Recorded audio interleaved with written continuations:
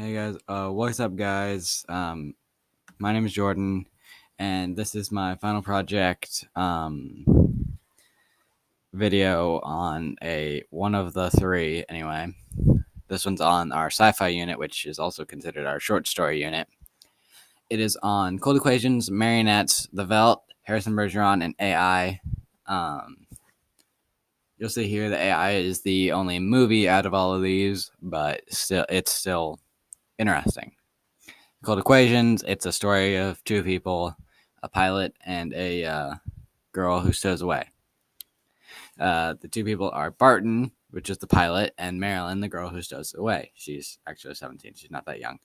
Um, Marilyn hasn't seen her brother in a while, so she has on Stardust, which is a cargo ship heading for a different planet. Despite the warnings, she still stows away there. She then goes on a rescue ship that's going to a planet that she finds out that her brother is on, and we find out that stowaways must be jettisoned or ejected from the ship because they only have enough fuel for the mass that they have thought that's going to be there. The Stardust like I said, they've only brought enough fuel to reach their destination. So Marilyn has to be jettisoned, but she does get to talk to her brother over comms for a little bit. Now let's move into Marionettes. Marionette's characters: Brawling 2, Smith, Brawling's wife, and Nettie. um, Brawling and Smith take a walk, which is interesting because Brawling's wife generally tries to keep Brawling from doing things he enjoys, which, talk about controlling. That relationship didn't even start well. She threatened if he didn't marry her that she would accuse him of rape. Brawling shows Smith that he has been using a robot to do all of his husband duties while he pursues personal interests, and he plans to visit Rio for a month while his robot covers for him. Smith, who is very interested in this technology, considers buying a duplicate to deal with his wife, who has become overly affectionate. Smith briefly, and I mean briefly, thinks about the ethics of deceiving his wife before getting out his bank book, which I still don't know what that is, set aside $8,000 he would need to purchase the duplicate. Surprisingly, Smith finds that $10,000 is missing from their account. He checks the sleeping Nettie and finds that she's a robot, which you should have realized if she's been overly affectionate like a new married couple and you just figured out robots exist. You should have maybe thought about that, but oh well. Now the Veldt. Not a big fan of this one, but it's not bad. Peter, Wendy, George, Linda. It's Lydia. I made that mistake. Oh well. And David. The Hadley family lives in a home called the Happy Life Home, which is a automated home filled that does like all their daily chores and tasks and whatnot, which is cool. George and Lydia begin to wonder if there's something wrong with their lifestyle. Lydia tells George, and I quote, "That's just it. I feel like I don't belong here. The house is wife and mother now and nursemaid. Can I compete with an African Veldt? Can I give a bath and scrub the children as efficiently or quickly as the automatic scrub bath can? I cannot." End quote. The psychologist David McLean suggests they turn off the house and move to the country and learn to be more self-sufficient.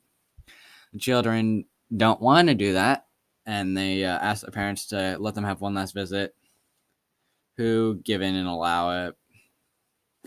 When the parents come to get their children, the children lock them in with a pride of lions. Shortly after, it's very implied that the lions eat the parents.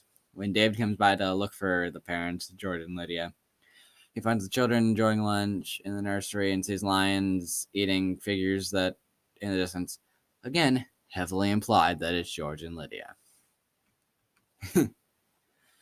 And now Harrison Bergeron. Characters Harrison's mom and father, and then Diana Moon Glamper's the handicapper general. In the beginning, Harrison is a brilliant 7-foot tall boy. Dang, that's tall. Who has been handicapped a lot, and even though he's just 14, he's got like 300 pounds. Glasses make him nearly blind, and he wears a red clown nose on his nose because he's too handsome. Stuff like that.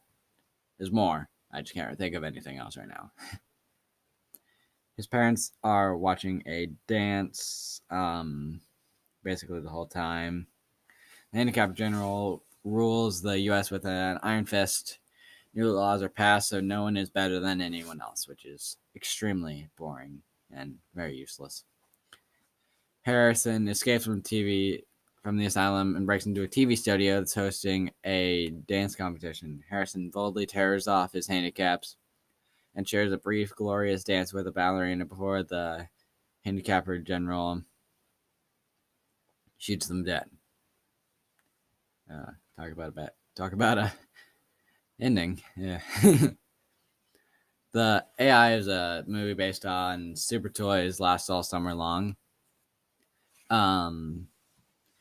There's a lot of characters. Again, the movie characters are David, Joe, Monica Henry and Martin Swinton, Professor Alan Hobby, Lord Johnson, Teddy, Dr. No, and Blue Fairy. David, a mecha boy who's programmed to love his owners, are given to the Swinton family, whose son is very sick and in stasis.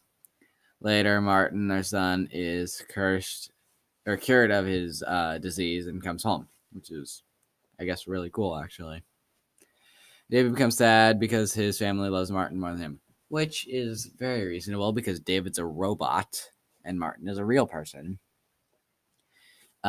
David becomes a little bit offended by this, and although it says he runs away, he really didn't. Basically runs away, but he's not actually running away. His mom drops him off somewhere and doesn't come back. I mean, he's a robot. He can fend for himself, right? He is captured by the Flesh Fair, which is a machine-destroying area like the Roman Coliseum, but they don't even get to fight.